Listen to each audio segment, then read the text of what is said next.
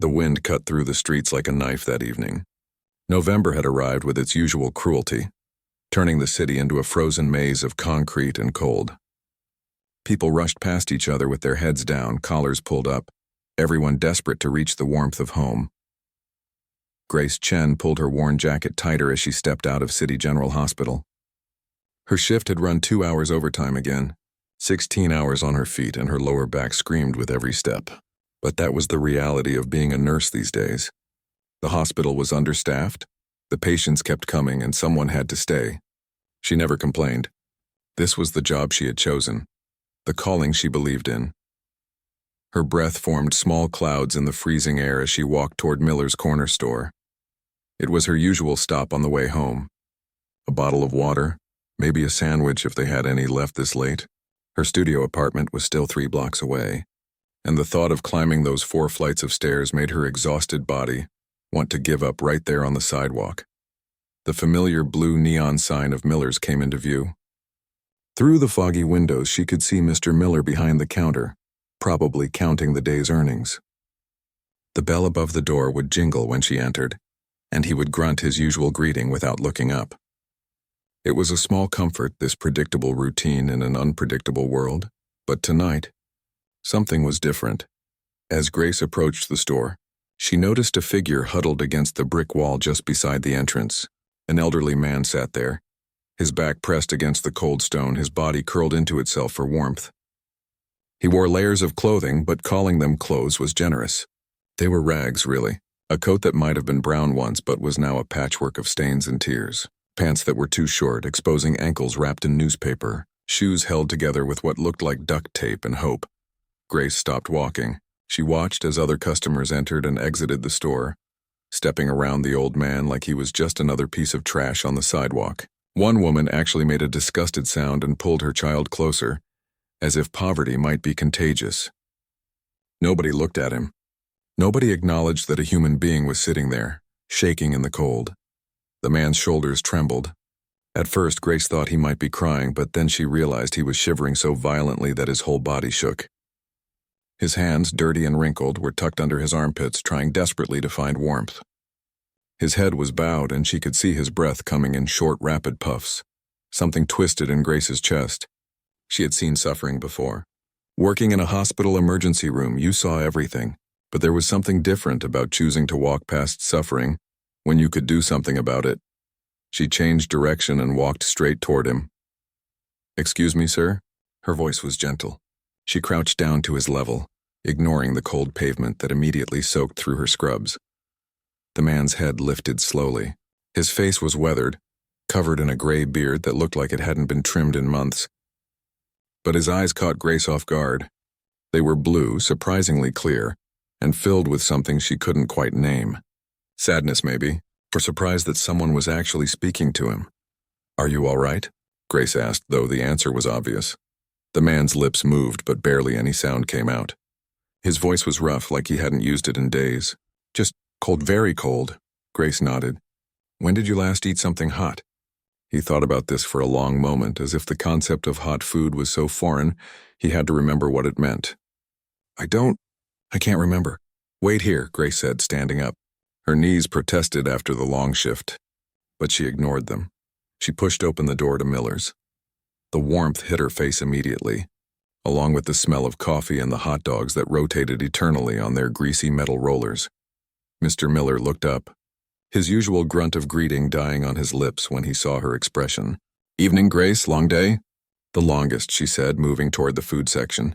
She grabbed a large cup and filled it with the vegetable soup from the warmer. Then she picked up 2 sandwiches, a bottle of water, and after a moment's thought added a chocolate bar. At the counter, she counted out bills from her wallet, watching her week's grocery money disappear. "That's a lot of food for someone your size," Mr. Miller commented. "Bagging everything, it's not for me," Grace said simply. Mr. Miller followed her gaze toward the window, where the old man's silhouette was visible against the glass. His expression changed immediately. "Grace, don't. These people, they're not what they seem.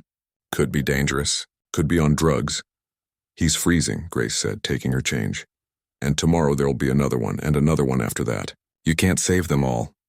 Mr. Miller's voice wasn't cruel, just tired. He had owned this store for 30 years and had probably heard every story there was. "I'm not trying to save anyone," Grace replied. "I'm just buying soup." Mr. Miller shook his head but said nothing more. Grace pushed back out into the cold. The old man hadn't moved. He sat in exactly the same position as if he had frozen into place. "Here." Grace knelt down again, handing him the steaming cup of soup. "Be careful, it's hot." The man's hands shook so badly he almost dropped it. Grace steadied the cup, helping guide it to his lips. He took a sip and his eyes closed. A small sound escaped him, something between a sigh and a sob. "Thank you," he whispered. "Thank you so much." Grace unpacked the rest of the food, opening the sandwich wrapper for him. "What's your name?" "Robert," he said after a pause. "People used to call me Robert." "I'm Grace. Nice to meet you, Robert." She spoke to him the same way she would speak to anyone, with respect and warmth. No pity in her voice, no judgment. Just one person talking to another. Robert ate slowly, carefully, like someone who had learned that food was precious and shouldn't be wasted. Between bites, he kept looking at Grace as if expecting her to disappear or demand something in return. "Do you have somewhere to go tonight?" Grace asked. "There's a shelter 3 streets over. St. Anthony's. They should still have beds." Robert shook his head. "Been there, full up." "Always full this time of year." Grace bit her lip. She thought about her tiny apartment, about how little she had to offer. But it was warm and she had a couch. For a moment, she actually considered inviting this stranger home. Then her practical side kicked in. She barely knew him. It could be dangerous, but she couldn't just leave him here to freeze. "Wait one moment," she said. Grace ran down the block to the thrift store that stayed open late. The owner, Mrs. Chen, no relation but they joked about being cousins, was just about to lock up. "Mrs. Chen, please, do you have any blankets left? Anything warm?" 5 minutes later, Grace returned with a thick wool blanket that smelled like mothballs but was clean and heavy. She wrapped it around Robert's shoulders. The old man looked up at her, and this time there were definitely tears in his eyes. "Why?" he asked simply. "Why are you doing this?" Grace smiled, tired but genuine. "Because it's cold and you needed help and I could help. That's all." She stayed with him for 20 more minutes, making sure he finished the food, making sure he was as comfortable as possible against that cold brick wall. They didn't talk much. Robert seemed overwhelmed by even this small kindness. When Grace finally stood to leave, her legs stiff from crouching, Robert grabbed her hand. "Bless you," he said, his voice stronger now, filled with something that sounded like wonder. "Truly, bless you." Grace walked the 3 blocks home in the dark, her wallet lighter, her body exhausted but feeling strangely at peace. She had no idea that this simple act of kindness would change her entire life. She didn't know that the man in rags was watching her disappear into the night, memorizing her face, her voice, her name. She didn't know that Robert wasn't who he appeared to be. She just knew that on a cold November night, she had seen someone who needed help and she had helped. Nothing more, nothing less, that was all that mattered, or so she thought. 3 weeks passed like they always did. Work, sleep, work again. Grace fell back into her routine so completely that the night with Robert became just another memory filed away with all the others. She had helped someone who needed it. That was all. Life moved forward. The hospital kept her busy. A flu outbreak had hit the city hard, and the emergency room looked like a war zone most nights. Grace worked her regular shifts, then picked up extra hours when other nurses called in sick. Her bank account appreciated it, even if her body didn't. It was a Tuesday evening when everything changed. Grace dragged herself up the 4 flights of stairs to her apartment, her legs feeling like they belonged to someone else. She had worked a double shift again, 16 hours of chaos and fluorescent lights. All she wanted was a hot shower in her bed, but when she reached her floor, she stopped dead. A man stood outside her door. Not just any man. He wore a suit that probably cost more than her monthly rent.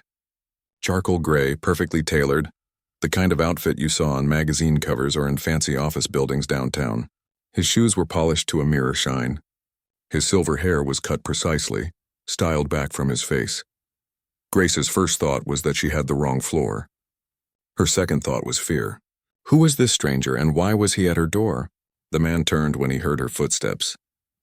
He smiled, a warm expression that transformed his entire face.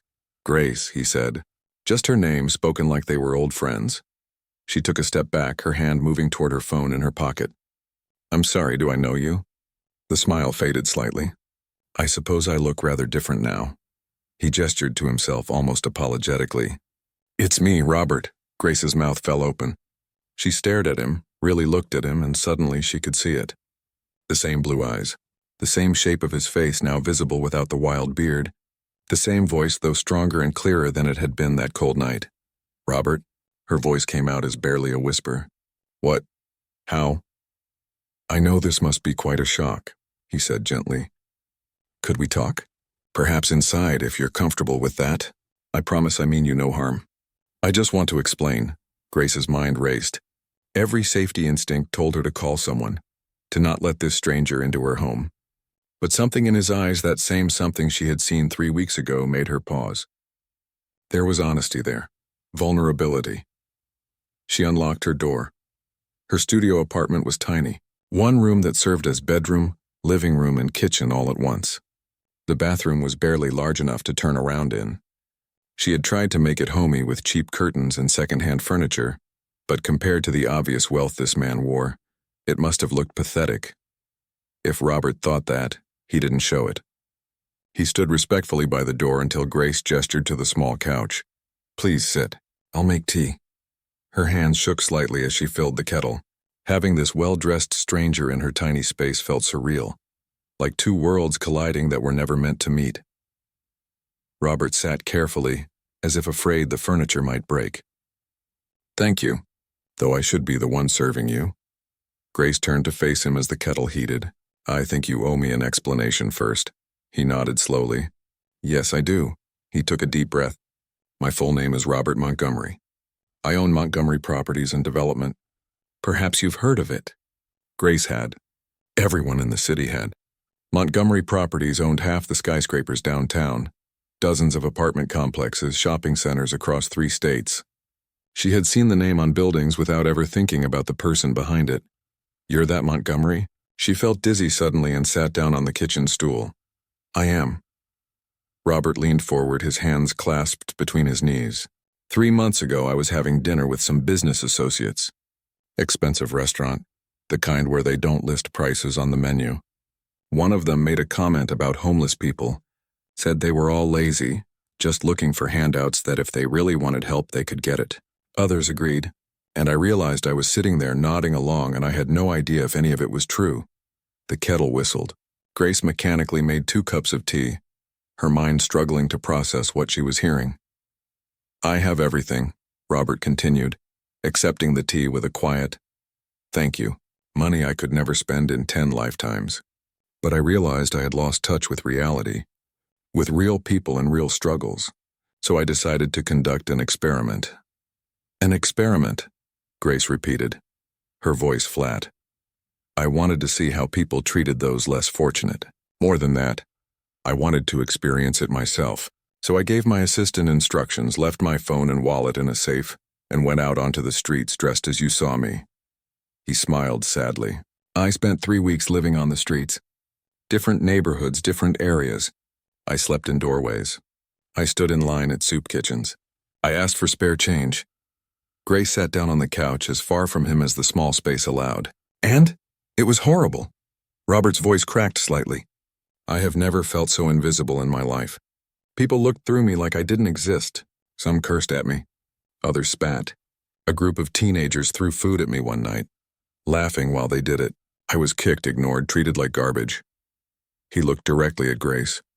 In 3 weeks, on multiple streets interacting with hundreds of people, do you know how many showed me genuine kindness? Grace didn't answer. 1, Robert said softly. Just 1, you. The apartment felt too small suddenly. Grace stood up, walked to the window, looked out at the street below. So I was part of your social experiment? Some kind of test? No, Robert said quickly, standing as well. I mean, yes, technically, but not in the way you're thinking. I wasn't testing you specifically. I didn't know you existed. I was testing humanity, I suppose. And mostly I was testing myself, seeing if I could survive even a fraction of what so many people live through every day. And you came here to tell me I passed? Grace's voice had an edge to it now. The exhaustion, the shock. It was all catching up with her. I came here to thank you, Robert said quietly. That night I was genuinely in trouble. I hadn't eaten in 2 days. The cold was getting dangerous. I was starting to think I had made a terrible mistake with this whole experiment, and I needed to find a way to contact my assistant. And then you appeared. He moved closer but maintained a respectful distance. You didn't just give me food, Grace, you gave me your time. You spoke to me like I was a person, not a problem. You wrapped a blanket around my shoulders. You stayed with me to make sure I was okay. You treated me with dignity when everyone else had stripped it away. Grace turned to face him. Anyone would have done the same. But they didn't, Robert said, his voice intense now. That's the point. Hundreds of people passed me. One stopped. One cared, you, so what now? Grace crossed her arms. You found out where I live. You showed up at my door. What do you want from me? Nothing, Robert said immediately. I want nothing from you. I came to thank you properly and to ask if there's anything I can do for you. Any way I can repay your kindness, Grace laughed, but it wasn't a happy sound. I don't need your money, Mr. Montgomery. I helped you because it was the right thing to do, not because I wanted a reward. I know that, Robert said. That's precisely why I'm here. Because you wanted nothing. Because your kindness was genuine. He reached into his jacket pocket and pulled out a business card. But if you ever need anything at all, please call me. Consider it not a payment but an offer of friendship from someone who learned something valuable because of you. Grace took the card reluctantly. Heavy paper, embossed lettering. It felt foreign in her rough, work-worn hands. I should go, Robert said. I've shocked you enough for one evening. But Grace, I want you to know something. That night changed me. You reminded me why I started my company in the first place. To build things, yes, but also to help create a better world. I had forgotten that. You helped me remember. He moved toward the door, then paused. I meant what I said. Anything you need. A job, a recommendation, financial help. I owe you a debt I can never fully repay. You don't owe me anything, Grace said, but her voice was softer now. Robert smiled. Perhaps not. But I'd like to think that the man you helped that night and the man standing here now are the same person. And that person doesn't forget kindness. After he left, Grace stood in her tiny apartment for a long time holding the business card. The elegant script seemed to mock her worn furniture, her cracked ceiling, her life of just barely making it. She thought about throwing the card away. She thought about tearing it up. Instead, she tucked it into her wallet, behind her expired gym membership card and her grocery store loyalty card that never had enough points for anything good. Just in case, she told herself. Though she knew she would never call, she had helped someone who needed it. That was all. It didn't need to be anything more than that, or so she thought. Outside, 4 floors below, Robert Montgomery sat in his car for a long time before telling his driver to go. He couldn't stop thinking about the tiny apartment, the worn furniture, the exhausted woman who worked herself to the bone and still found energy to care about a stranger. He had come to thank her. But he left wanting to know her better, wanting to understand what created such goodness in a world that gave so little back. This wasn't over. He knew that now. The experiment had ended weeks ago, but something new had begun that night on the cold sidewalk. Something neither of them could have predicted. Grace didn't call. Days turned into weeks, and the business card stayed buried in her wallet, untouched. She went back to her life like that strange evening had never happened. Or at least she tried to, but Robert Montgomery had left a mark she couldn't quite shake. Sometimes during her shifts at the hospital, she would find herself thinking about him, about the experiment. About what kind of person tests humanity by pretending to be homeless. Was it noble or twisted? She honestly couldn't decide. Work consumed her, though. It always did. The flu outbreak finally ended. But then there was the usual chaos of broken bones, heart attacks, car accidents. The emergency room never slept, and neither did Grace, it seemed. Her real exhaustion came from something else entirely. Something she hadn't mentioned to Robert, something she barely mentioned to anyone. Every Thursday evening after her shift ended, Grace took 2 buses across town to Meadowbrook Care Facility. The building was old but clean, the staff overworked but kind. In room 237, her mother sat by the window staring out at a garden she no longer recognized. Helen Chen had been diagnosed with early-onset Alzheimer's 3 years ago. She was only 62. Some days she knew Grace. Other days she called her by her sister's name. On the worst days, she didn't know anyone at all and spent hours asking for people who had been dead for decades. The care facility cost almost everything Grace made. Even with her double shifts, even with her extra hours, the bills kept piling up. She was behind by 3 months now. The administrator, Mrs. Patterson, was patient but firm. They needed payment soon, or Helen would have to be moved to a state facility. Grace had visited one of those places once. She would work herself into the ground before letting her mother end up there. "Hi, Mom," Grace said, settling into the chair beside Helen's wheelchair. Her mother's hair was white now, thin and brittle. Her hands, once so strong from years of working as a seamstress, trembled constantly. Helen turned slowly. Her eyes were distant, foggy. "Do I know you?" Grace's heart cracked like it did every time, but she smiled. "I'm Grace, your daughter." "Grace." Helen tested the word. "That's a pretty name." They sat together for 2 hours. Grace talked about her week, about the patients she had helped, about the weather. It didn't matter that Helen probably wouldn't remember any of it. What mattered was being there, being present, showing up even when it hurt. When visiting hours ended, Grace stopped by the administrator's office. Mrs. Patterson looked up from her computer, and her expression said everything. "Grace, I'm so sorry, but I need to talk to you about your mother's account." "I know," Grace said quickly. "I'm working on it. I picked up extra shifts next week. I can make a payment by Friday." Mrs. Patterson's face was kind but worried. "The board is putting pressure on me. We're a private facility and we have costs. If the account reaches 4 months overdue, I won't have a choice."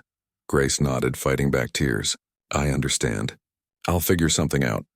On the bus ride home, squeezed between a man who smelled like onions and a teenager blasting music through broken headphones, Grace stared at her reflection in the dark window.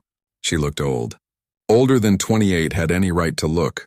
When had she gotten so tired? Her phone buzzed. A text from David, her boyfriend of 3 years. "Dinner tomorrow?" "We need to talk." Grace closed her eyes. She knew what "we need to talk" meant. David had been patient, but his patience was running thin. He wanted marriage, kids, a normal life. She couldn't give him any of that, not while drowning in medical bills and exhaustion. They had been drifting apart for months, both of them too afraid to say it out loud. She typed back, "Okay, Tony's Pizza at 7? His response came immediately. Perfect. Nothing was perfect, Grace thought, but she was too tired to argue. What Grace didn't know was that Robert Montgomery had been thinking about her every single day since their conversation. He tried to dismiss it at first. He had thanked her, offered help, done his duty. That should have been the end of it, but it wasn't. He found himself wondering about her. Where did she work? What was her life like? Was she okay? The questions nagged at him during board meetings, during conference calls, during the endless parade of social events his position required. Finally, he did something he wasn't proud of. He hired a private investigator. "I just want to know she's all right," he told the investigator. A discreet woman named Patricia who specialized in background checks. Nothing invasive, just general information. Patricia returned a week later with a folder. Robert opened it in his office, high above the city in the Montgomery building that bore his name. The information inside made his chest tighten. Grace Chen, 28 years old. Registered nurse at City General Hospital. No criminal record, excellent credit score despite significant debt. The debt part jumped out. Nearly $80,000 owed to Meadowbrook Care Facility. Further investigation showed the debt was for her mother's care. Helen Chen, Alzheimer's patient, had been a resident for 3 years. Patricia's report was thorough. Grace worked an average of 70 hours a week. She had no savings. Her apartment rent was overdue by 1 month. She volunteered at a homeless shelter every Sunday morning despite her schedule. She had turned down a promotion last year because it would have required her to switch to day shifts, which conflicted with her evening visits to her mother. Robert sat at his desk for a long time, reading and rereading the report. This woman, this nurse who had stopped to help a stranger on a freezing night, was drowning. She was working herself to death, sacrificing everything for her mother and still falling behind. And she hadn't called him. Not once. She had his direct number, his offer of help, and she hadn't used it. The pride in that, the stubborn dignity, made him admire her even more. It also made him angry. Not at Grace, but at a world where someone like her struggled while he had more money than he could spend in 10 lifetimes. He made a decision. Robert called Patricia back. "I need you to do something for me, discreetly. 2 days later, Mrs. Patterson at Meadowbrook Care Facility received a phone call from a lawyer representing an anonymous donor. The donor wished to pay off the outstanding balance for Helen Chen's care. Furthermore, they wanted to establish a trust that would cover her care for the next 5 years. Mrs. Patterson was stunned. "I don't understand. Who is this donor?" "They wish to remain anonymous," the lawyer said smoothly. "They have one condition. The family must not know the source of the funds. Tell them only that a charitable foundation reviewed cases and selected Mrs. Chen as a recipient." Mrs. Patterson agreed immediately. It wasn't unusual for wealthy donors to help patients. It happened sometimes, though rarely on this scale. She called Grace that evening. Grace was in the middle of her shift when her phone rang. She almost didn't answer, but seeing Meadowbrook's number made her heart drop. Had something happened to her mother? "Hello? Grace, it's Mrs. Patterson. Your mother is fine," the administrator said quickly. "I'm calling with rather extraordinary news." Grace listened, her hand gripping the phone so hard her knuckles turned white, as Mrs. Patterson explained about the anonymous donor, the paid bills, the trust fund. "I don't understand," Grace whispered. "Why, who would do this?" "I don't know," Mrs. Patterson admitted. The lawyer was very clear about anonymity. "But Grace, this is real. Your mother's care is covered. You don't have to worry anymore." After the call ended, Grace stood in the hospital hallway shaking. Other nurses rushed past her, alarms beeped. Someone called for a doctor over the intercom. The usual chaos surrounded her, but she felt frozen in a bubble of disbelief. Someone had given her back her life. Someone had lifted a burden she had carried for 3 years. She should have felt relief, joy, gratitude. Instead, she felt suspicious. Anonymous donor. Charitable foundation. The words felt wrong, too convenient. Grace had worked in healthcare long enough to know that miracles didn't just happen. Someone made them happen. She pulled out her wallet and found the business card. Robert Montgomery's name gleamed in embossed letters. Her hand shook as she dialed the number. He answered on the second ring. "Grace?" He sounded surprised but pleased. "Was it you?" Her voice was quiet, controlled. "Did you pay my mother's bills?" The pause told her everything before he even spoke. "Yes," Robert said finally. "I did." Grace closed her eyes. "Why? Because I could?" "Because you needed help." "'Cause you had no right," Grace interrupted. Her voice was rising now, emotion breaking through. "You investigated me? You looked into my private life." "Grace, please let me explain. I have to go." She hung up before he could say more. Her hands were shaking. Her heart pounded. She felt violated, exposed. But underneath the anger was something else. Something more complicated. Relief. Terrible, shameful relief that someone had seen her drowning and thrown her a lifeline. She hated that she felt grateful. She hated that part of her wanted to call him back and say thank you. She hated that he had done exactly what she would never have asked for but desperately needed. Most of all, she hated that she couldn't decide if Robert Montgomery was her savior or someone who had crossed a line that should never be crossed. That night, lying in bed in her tiny apartment, Grace stared at the ceiling and tried to figure out what to do next. She could refuse the money, demand it be returned. She could accept it and never speak to Robert again. Or she could do the hardest thing of all. She could try to understand why he did it. Her phone sat on the nightstand, silent. Robert didn't call back. He was giving her space, letting her process. Grace wondered if he understood that this wasn't just about money. It was about dignity, about choice, about the complicated web that forms when someone sees you at your most vulnerable. She had seen him that way first, on a cold sidewalk. Now he had seen her the same way. They were even, in a strange sense. But even didn't mean comfortable, and it definitely didn't mean simple. Nothing about this was simple anymore. Grace didn't sleep that night. She lay in bed watching shadows move across her ceiling, her mind spinning in circles. Every time she closed her eyes, she saw her mother's face, then Robert's face, then the stack of bills that had haunted her for 3 years. By morning, she had made a decision. She called Robert at 7 in the morning. He answered immediately, like he had been waiting by the phone.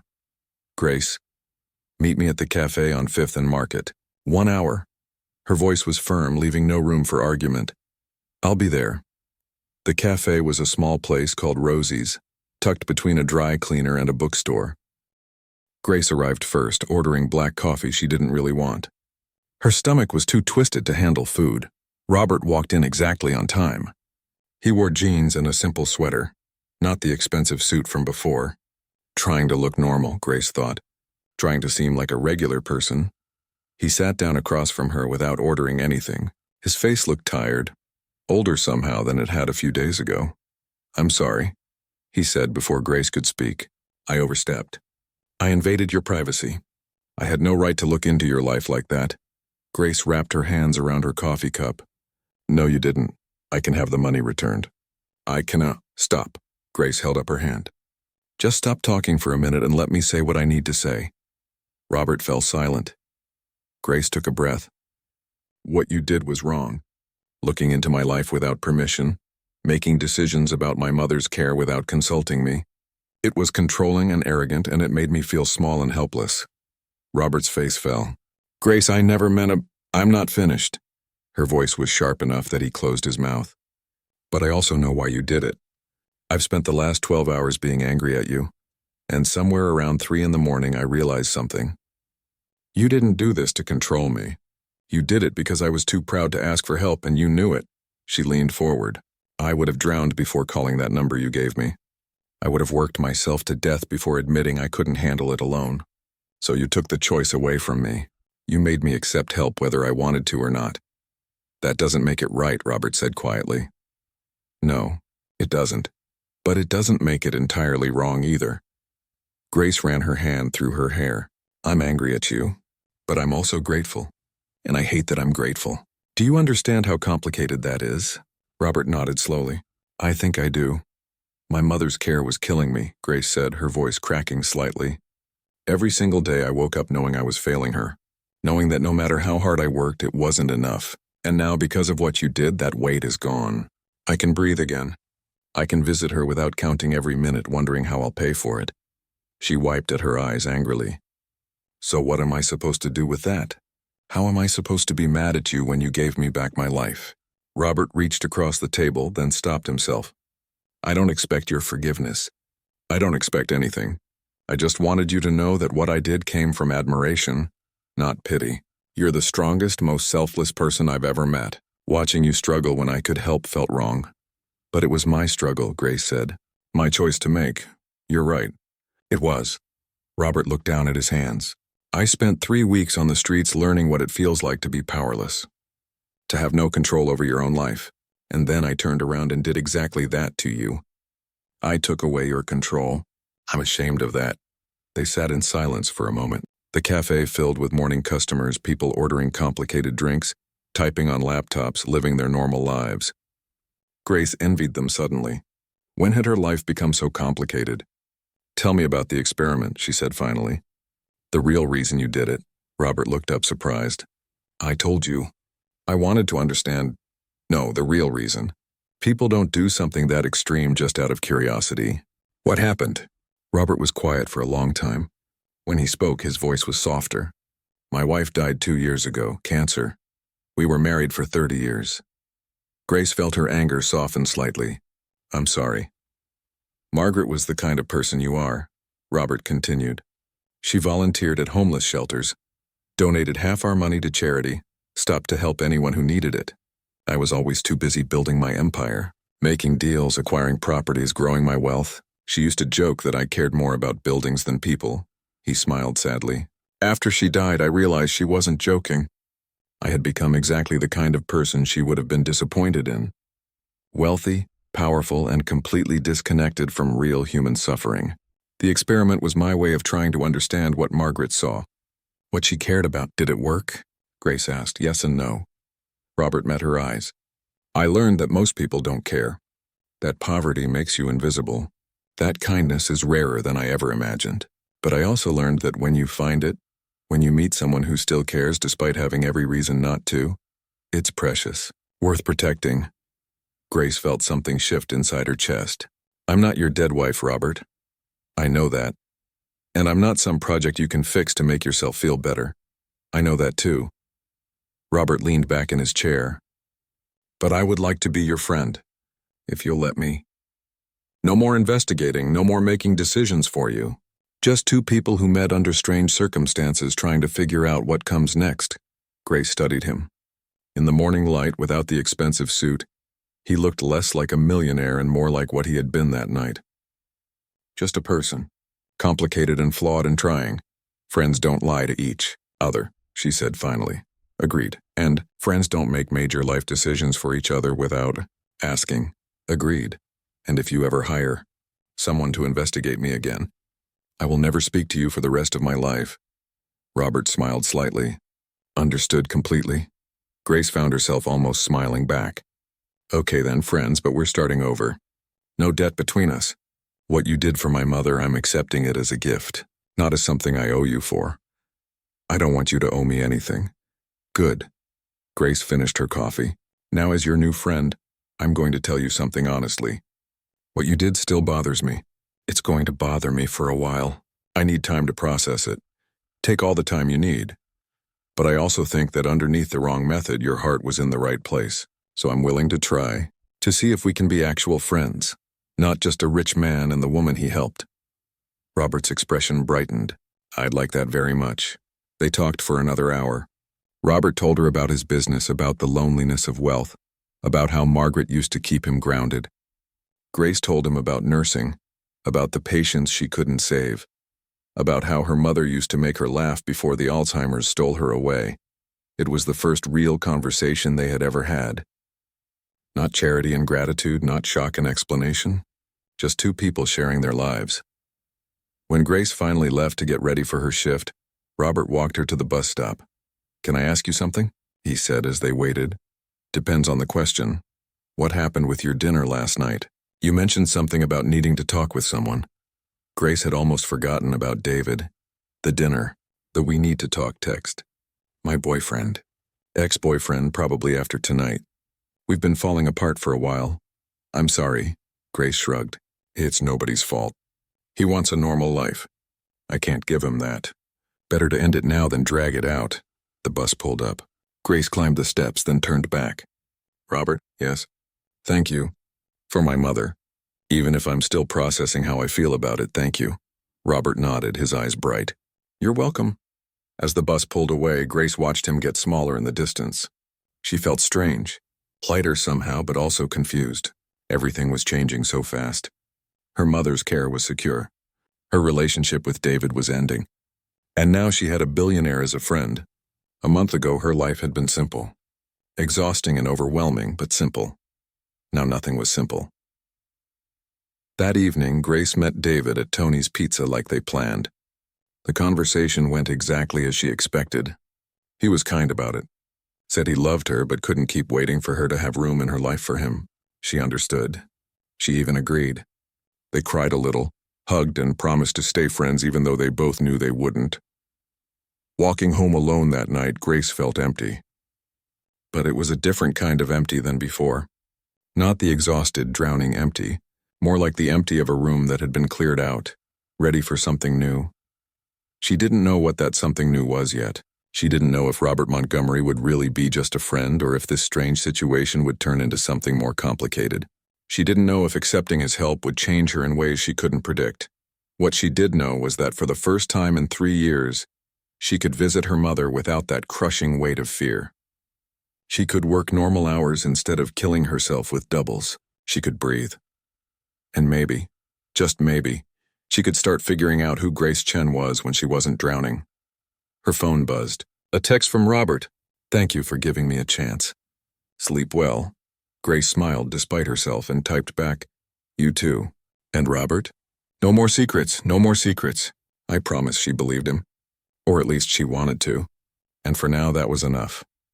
6 months changed everything. Grace couldn't pinpoint exactly when Robert stopped being the wealthy stranger who had helped her and became simply Robert. Her friend. The person she called when something funny happened at work. The person who texted her random thoughts at odd hours because he knew she was probably awake too. It happened gradually, like ice melting. 1 coffee became 2. 2 became weekly dinners. Weekly dinners became standing plans that neither of them wanted to break. Robert showed up at the hospital one day with lunch for her entire shift.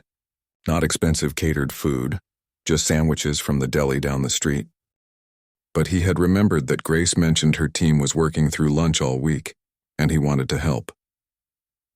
Grace dragged him to her volunteer shift at the homeless shelter one Sunday. She half expected him to make excuses to send a donation instead, but he showed up in old jeans and a worn shirt ready to work. He served food, cleaned tables, and talked to people like they mattered, because to him they did now. They visited her mother together on Thursdays. Helen still didn't recognize Grace most days, but she seemed to like Robert. She called him that nice man, and sometimes held his hand while they sat in the garden. Robert never seemed uncomfortable with her confusion. He just rolled with it, telling her stories about his late wife Margaret that made Helen smile even if she wouldn't remember them an hour later. Grace started to see the real person underneath the wealth. Robert was lonely. His grown children lived in different states and called once a month out of obligation more than love. His friends were mostly business associates who wanted something from him. His world was big and impressive and hollow. She filled some of that hollowness, she realized, and if she was honest, he filled some of hers too. The shift happened on a Tuesday in April. They were walking through the park after dinner, taking the long way back to Grace's apartment because neither wanted the evening to end. Spring had arrived, and the trees were showing off with pink blossoms that fell like snow in the breeze. "Can I tell you something?" Robert said suddenly. "You can tell me anything. That's what friends do." Robert stopped walking. "That's the problem. I don't think I want to be just your friend anymore." Grace's heart did something complicated in her chest. "Roberta, wait, let me say this."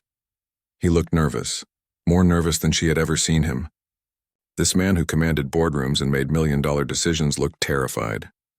"These past 6 months have been the happiest I've been since Margaret died. Maybe even before that. You make me want to be better. You make me remember why having money matters, not for what it can buy me, but for what it can do for others." "I didn't change you," Grace said softly. "You did that yourself. You inspired it, though." Robert took her hand. His palm was warm, slightly rough. "Real. I'm falling in love with you, Grace. Actually, I think I've been falling since that first night when you stopped for a stranger in rags. I just didn't recognize it then." Grace felt tears prick her eyes. "This is crazy. We're from completely different worlds, are we though?" Robert smiled. "You're a nurse. I'm a builder. You heal people. I create spaces for them to live and work. We're both just trying to make the world a little better in our own ways. You're a millionaire. I live in a studio apartment. You're the richest person I know," Robert said. "Rich in kindness and compassion and everything that actually matters. Money is just numbers, Grace. What you have is real." Grace didn't know what to say. Her mind raced with 1,000 objections, 1,000 reasons why this couldn't work. But her heart, that stubborn thing in her chest, whispered something different. "I care about you too," she admitted finally. "More than I planned to. More than I thought I could after everything with David. But Robert, I don't know if I can be what you need. Your life is so big, so public. I'm just a nurse who wants to help people. You're not just anything." Robert squeezed her hand.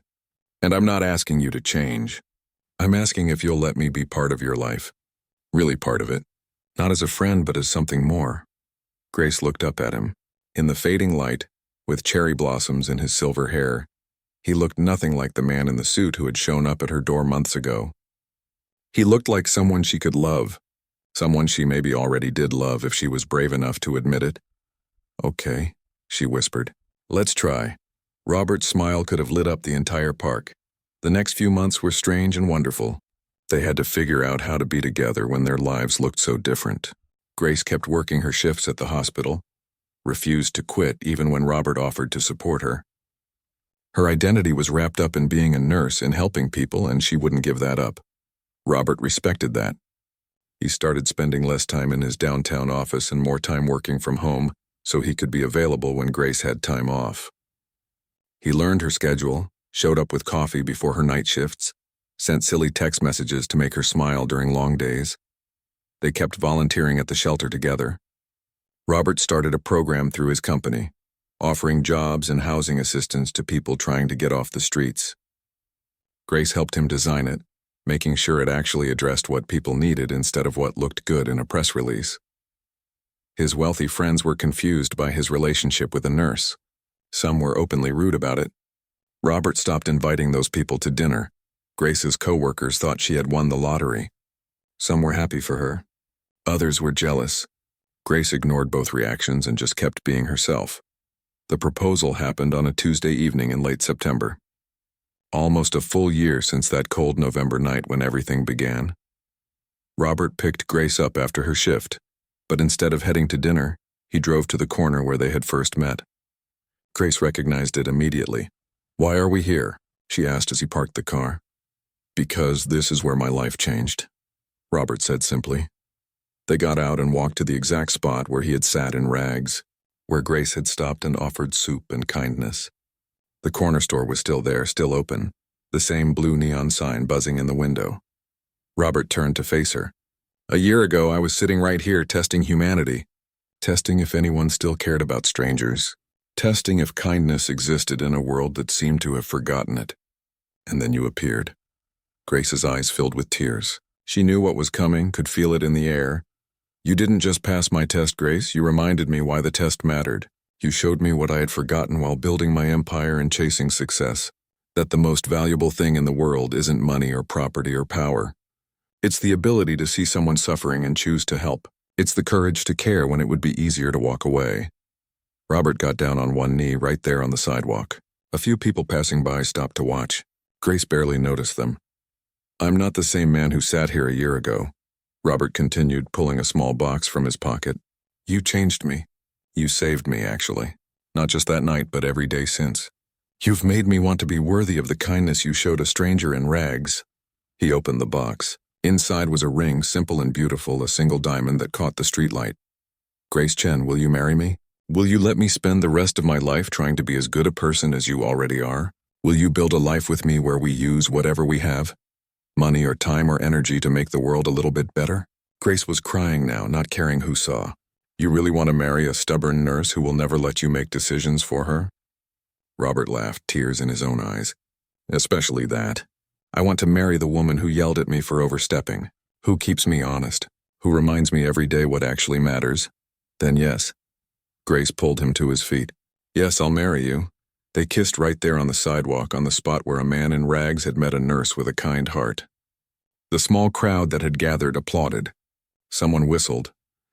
Mr. Miller came out of his store, saw what was happening, and shook his head with a smile. Later, sitting in Robert's car, Grace looked at the ring on her finger. "Your fancy friends are going to hate that you proposed on a street corner." "Good," Robert said. "Let them hate it. This corner means something. It's where I found what I was looking for." "What were you looking for?" "I thought I was looking for proof that kindness still existed."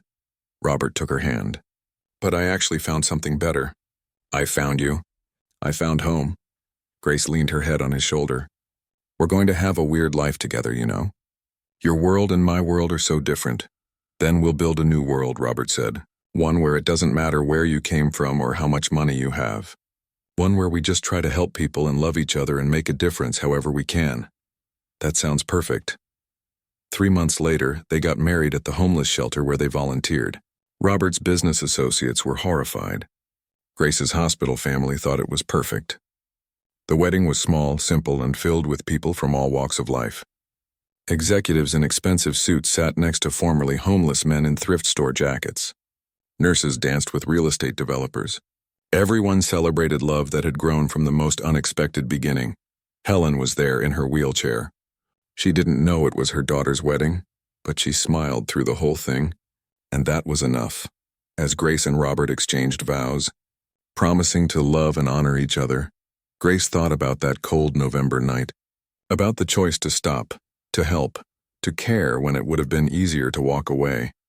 She had thought she was just helping a stranger. She had no idea she was helping the man she would marry, the man who would become her partner in building a life focused not on wealth, but on making a difference.